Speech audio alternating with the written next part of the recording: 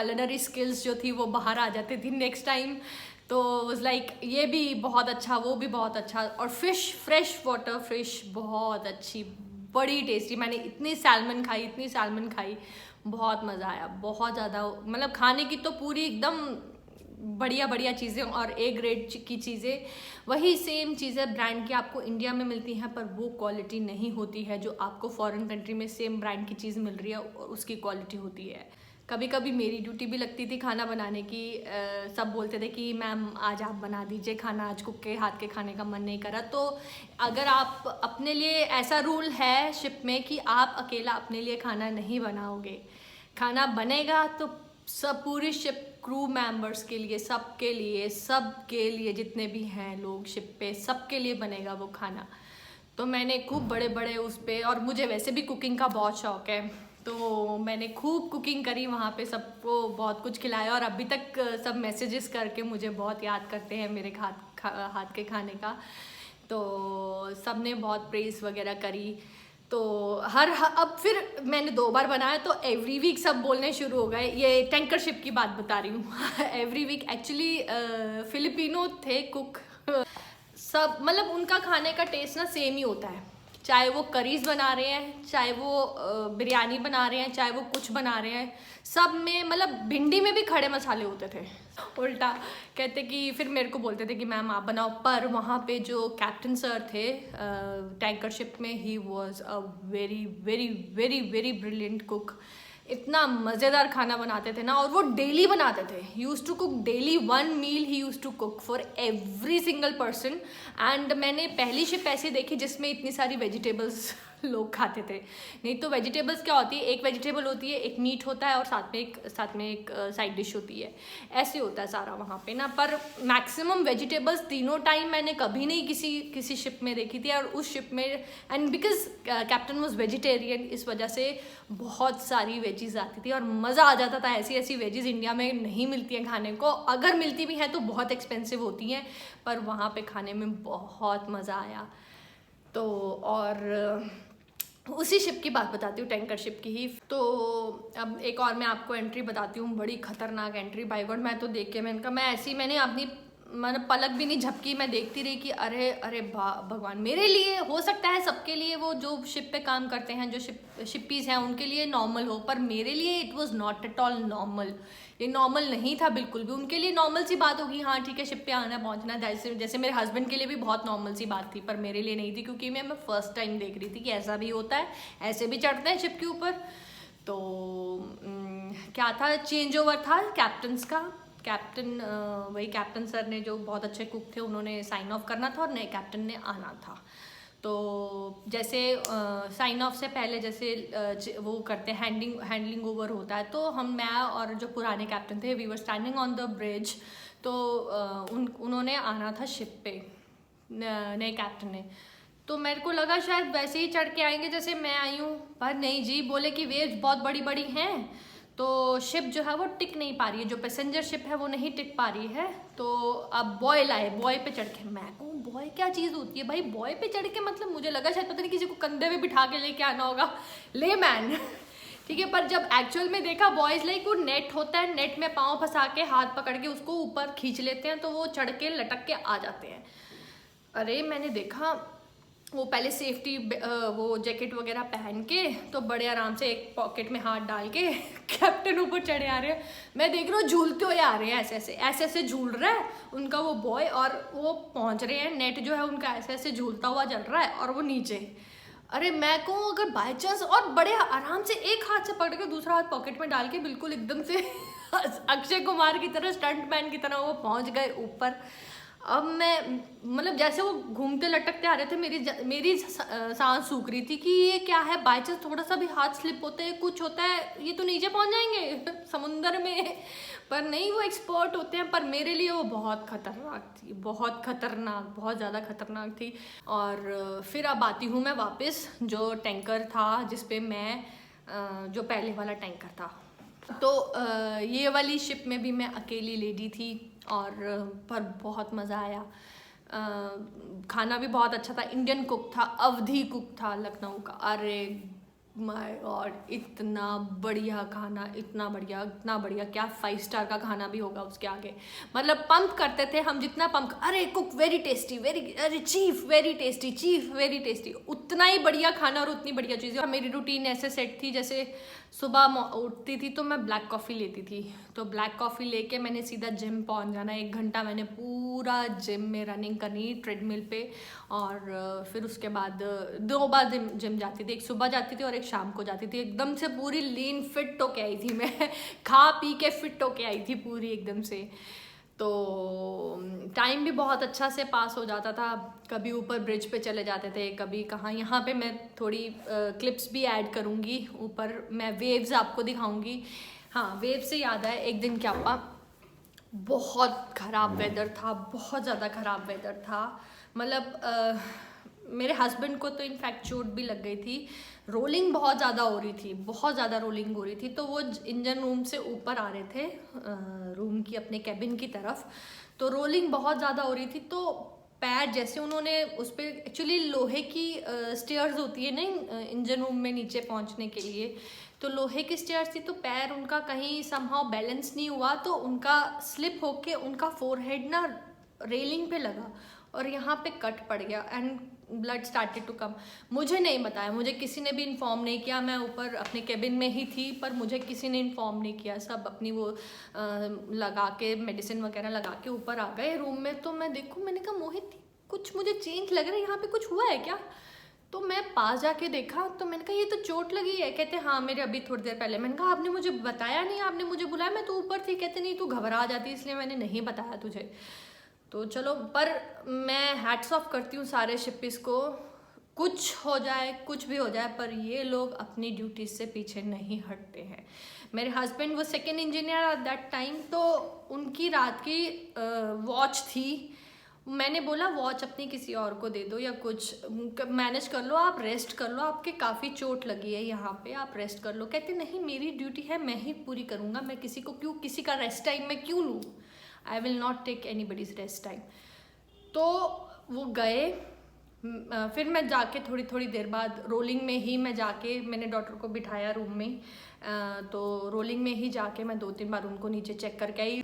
फिर मैं नीचे फिर भी ऐसे डोलती मैं जाके नीचे चेक करके आई उनको ना, पर ही वॉज ओके, सेफ थे वो, अपने बैठ के पेपर वर्क जो भी इनका था वो कर रहे थे। और उस दिन इतने अलार्म आए, तो अब तो चलो he now he is chief engineer, अब तो कोई वॉच वगैरह का पंगा नहीं रहता है इनका जाने का।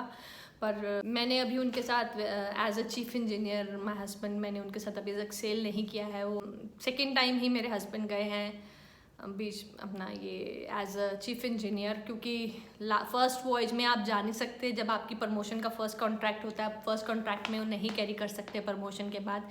सेकंड में कोरोना जी आ गए थे, इसलिए नहीं जा पाए। अब देखो जाएंगे, अगर किस्मत में हुआ तो ज़रूर जाएंगे। तो ये था। अब बारी आती है, मैं बताती हूँ आपको, बहुत ही इंटरेस्टिंग स्टोरी है ये। तो हम लोग जा रहे थे, ये वाला वॉयज मुझे अपने मरते दम तक याद रहेगा। मैं आपको बताती हूँ अब स्टोरी क्या हुई। स्टोरी यूँ है कि मैं वेट करी थी अपने साइन ऑफ का, कि मेरा साइन ऑफ होगा पोर्चुगल से, मेरा था ड्यू पोर्चुगल से, पर मेरा पोर्चुगल से साइन ऑफ नहीं हो पाया। रीज़न बीइंग मेरे पास वीज़ा नहीं था, शेंगन वीज़ा नहीं था, तो वहाँ से मेरा साइन ऑफ नहीं हो पाया।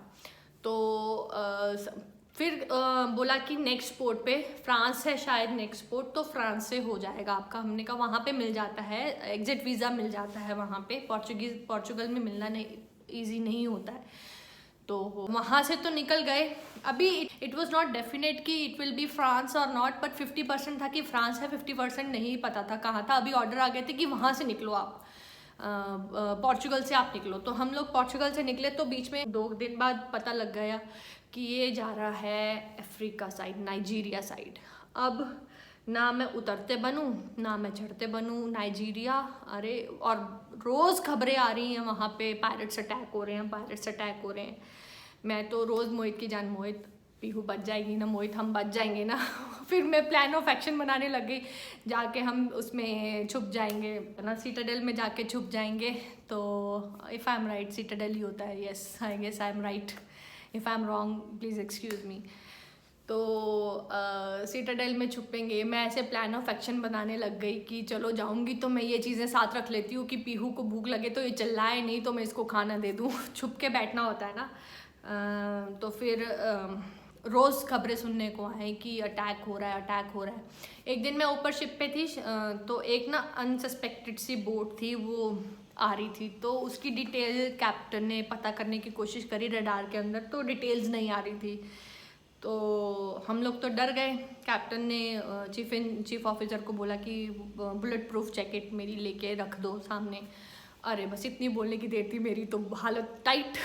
मैंने कहा क्या, मेरी जान सूखी रही, पर नहीं वो हमारी तरफ आ रही थी। फिर हमारी तरफ आते आते वो एकदम से डाइवर्ट कर गई, क्योंकि एक्चुअली शिप को क्या करते हैं, पूरी तरह फेंसिंग कर देते हैं शिप की ना, चारों तरफ वो कांटे वाली तार होती है ना, उसके साथ फेंसिंग कर देते हैं। पर जब वो बहुत टॉर्चर, मतलब वो देख के ना बहुत डर सा लगता है एकदम फेंसिंग वगैरह। चलो समहाउ वो चीज़ भी कट गई, पर मैंने हफ्ता बहुत डर के काटा, इतना डर में काटा है मैंने वो हफ्ता कि पूछो मत ना। खाने को मन करता था ज़्यादा, मतलब मुझे यही रहता था कि रात भर नींद, मतलब डर के मारे नींद भी नहीं आती। फिर पायरेट्स आ गए तो क्या करेंगे, क्योंकि मैं अकेली लेडी और मेरी डॉटर, बहुत डर, बहुत ज़्यादा। पर captain was really cooperative at that time.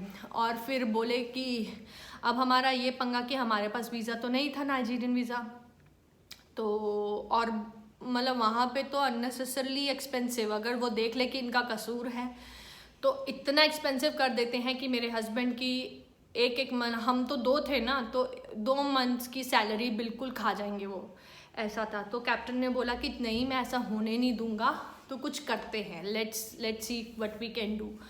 तो उन्होंने मेरे हस्बैंड को बोला कि इनको रूम बंद कर दो, रूम में, तो इनको बोलो बाहर मत निकले। जिस दिन हमने पोर्ट पे पहुंचना है, कुछ घंटे का स्टे था हमारा, और वो लोग तो वो आपकी सारा बॉन्ड स्टोर खाली कर जाते हैं, कितना कैश लेके जाते हैं, जो भी कैश अवेलेबल होता है। ये तो चलो कैप्टन की स्मार्टनेस होती है, कितना वो हाइड कर दे, कितना वो शो करे कितना अवेलेबल है, पर वो ऑलमोस्ट खाने पीने की चीज़ें तो मतलब इतना, मतलब छोटी छोटी चीज़ आप सोचो, कॉफ़ी तक, एक साबुन जो होते हैं ना, सोप बार, वो तक ले जाते हैं, वो तक लेके जाते हैं, कोल्ड ड्रिंक्स ले जाते हैं, जो भी आपका बॉन्ड स्टोर होता है वो ऑलमोस्ट सारा ही खाली कर जाते हैं।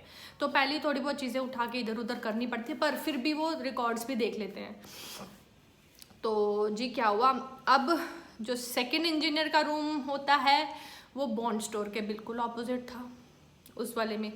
अब वो मैं और पीहू बिल्कुल पिन ड्रॉप साइलेंस करके बैठे, और वो मेरे बॉन्ड स्टोर पे पहुंचे हैं, और वो मेरे बिल्कुल रूम के एकदम सामने वाले बॉन्ड स्टोर में, और वो लगे हुए ऊंची ऊंची बातें करने, और मैं और पीहू की धक धक धक धक हार्ट बीट की है भगवान। कहीं दरवाज़ा पर मेरे हस्बैंड लॉक लगा गए थे, तो खोल तो सकते नहीं थे, लॉक था, पर बहुत डर कि कहीं पीहू ना आवाज़ कर दे, कहीं खांसी ना आ जाए या कुछ ना आ जाए। बहुत डर लगा हुआ था कि एकदम से बिल्कुल एकदम कमरे के बाहर खड़े थे वो, अगर बाई चांस पता लग जाता तो बहुत बहुत भारी नुकसान हो जाना था, बहुत ज़्यादा एक्सपेंसिव। वो बॉन्ड स्टोर देखा तो खाली। अब मैंने कहा चलो समहाउ, जब वो चले गए, बॉन्ड स्टोर भी खाली कर गए सारा हमारा, पर मैंने पहले ही पीहू के लिए कुछ मतलब इसके रिफ़्रेशमेंट्स वगैरह निकाल ली हुई थी, बोल के पहले ही निकलवा ली हुई थी हस्बैंड से, और इसका मिल्क जो ड्रिंक होता है माइलो वगैरह, वो सब भी निकाल के पहले रख लिया हुआ था साइड पे। फिर उसके बाद क्या हुआ, फिर मैंने कहा, फिर मेरे हस्बैंड आ गए, हम लोग बैठे रहे, हमने ना ही उस दिन कोई सॉन्ग सुने, ना ही मोबाइल तो कहाँ चलाना था, नेट भी नहीं था, तो फ़ोन ना कोई मोबाइल, बस मैं पीहू की शक्ल देखूँ, पीहू मेरी शक्ल देखे। मैंने पीहू को रीडिंग के लिए बुक दे दी थी, और मैं अपना नॉवल रीड कर रही थी, यही और खाना पीना भी नहीं खाया था हमने, जो हमारे पास रूम में अवेलेबल था वही मैंने और पीहू ने खाया। सुबह के वो आए हुए, शाम को वो लोग गए हैं, और पूरा दिन मैं और मेरी बेटी रूम में बंद रहे हैं, पर थैंक्स टू कैप्टन जिसने हमारी इतनी हेल्प करी, नहीं तो बहुत भारी नुकसान हो जाता हमारा, 2 मंथ्स की हमारी पूरी सैलरी खा जाते वो लोग, पर नहीं, थैंक्स टू कैप्टन जिन्होंने हमें बचाया। एंड फिर क्या हुआ, फिर मेरे हस्बैंड आ गए, जब वो लोग चले गए तो हस्बैंड ऊपर आए रूम से, जब इंजन रूम का उन्होंने सारा क्लियर वगैरह कर लिया, देख लिया कि सब कुछ ठीक है, तो ऊपर आए, तो वो बाहर ही थे अभी डेक पे ना थे। मैंने कहा मोहित चले गए, मैं देख सकती हूँ उनको? कहते हाँ ऊपर से देख ले, पर फिर एकदम सामने पोर्ट होल के सामने मत आना, कहीं नज़र आ जाओ तो दिक्कत हो जाएगी। तो मैं थोड़ा सिर निकाल के पोर्ट होल के, मैंने कहा नहीं मेरे को दिख तो, मैं कहाँ दिखूंगी, मैं तो नहीं दिखूंगी। पर यू वॉन्ट बिलीव, वो बंदा इधर ही देख रहा था और मेरे हस्बैंड ने बिल्कुल मेरे को ऐसे कर लिया कि नीचे हो जा, वो देख लेगा तुझे। पर वो बाय गॉड बहुत मेरे को इतना उस दिन तो इतना डर लगा। वो नाइजीरिया मुझे पूरा वॉयज कभी ज़िंदगी में नहीं भूल सकता, इतना टॉर्चरस वॉयज था, इतना टॉर्चरस वॉयज था जिसका कोई हिसाब नहीं। फिर हमारा नेक्स्ट जो साइन ऑफ था वो मेरा था फ्रांस से। फिर मैं फ्रांस उतरी, मैंने पूरे 2 दिन फ्रांस घूमा। फिर पेरिस, फ्रांस से पेरिस, पेरिस से मेरी थी फ़्लाइट इंडिया दिल्ली की। फिर 2 दिन फ्रांस घूमा मैंने।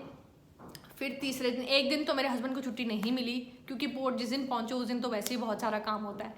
तो फर्स्ट डे तो फ्रांस मैंने अकेली बेटी के साथ घूमा, जो चीज़ें खरीदने वाली थी वो खरीदी, कुछ मतलब कुछ भी नहीं खरीदा था। इतने लंबे लंबे वॉयज थे। पोर्चुगल में उतर नहीं पाई मैं क्योंकि पहले तो 1 महीने का वॉयज, फिर पोर्चुगल आ गया, पोर्चुगल में उतर नहीं पाई क्योंकि मेरे पास वीज़ा नहीं था, इसलिए बिल्कुल एकदम सडन बना। यूएस और कनाडा का था पहले कि वॉयज उधर ही होगी, तो उधर का वीज़ा मेरे हस्बैंड लगवा के गए थे, यूएस का और कनाडा का। तो इधर का तो मेरा लगवाया ही नहीं था, और इधर तो आउट ऑफ नोवेयर एकदम से उनको कमांड आ गई कि आपने इधर को जाना है, तो मेरा वीज़ा ही नहीं लगा हुआ था तो उतर ही नहीं पाए। पर शिप पे ही रही 3 महीने, शिप पे कंटिन्यूअस रहने के बाद मैं फिर फ्रांस में उतरी। 2 दिन मैंने खूब शॉपिंग करी, खूब सारी शॉपिंग करी। फिर पेरिस गए, हस्बैंड को बाय बोला, उन्होंने लेट आना था, 2 महीने अभी उनके कॉन्ट्रैक्ट के रहते थे। फिर मेरी डॉटर का स्कूल भी स्टार्ट होने वाला था, बस करके वहाँ से फिर पेरिस घूमा 1 दिन। फिर वहाँ से फिर हमारी जो फ़्लाइट थी वो पहुँचे हम दिल्ली। ये है लास्ट ईयर की बात है, ये लास्ट 2018 की बात है, 18-19, यस 18-19 की बात है। तो बस ये था सारा मेरा। उम्मीद करती हूँ आपको मेरी ये वीडियो बहुत अच्छी लगी होगी। अभी और भी थोड़े थोड़े पार्ट्स हैं, वो बीच बीच में मैं और बनाती रहूँगी, तो आपको बताती रहूँगी। ये है थोड़ा हाइलाइट्स जो मैंने आपके साथ शेयर किए। उम्मीद है आपको मेरी ये वीडियो पसंद आई होगी। अगर पसंद आई है तो प्लीज़ अपनी फैमिली और फ्रेंड्स के साथ शेयर करिए और मेरे चैनल को सब्सक्राइब कीजिए। फिर मिलते हैं अगली वीडियो में, तब तक stay tuned on my channel and don't forget to like and subscribe my channel. Bye, take care.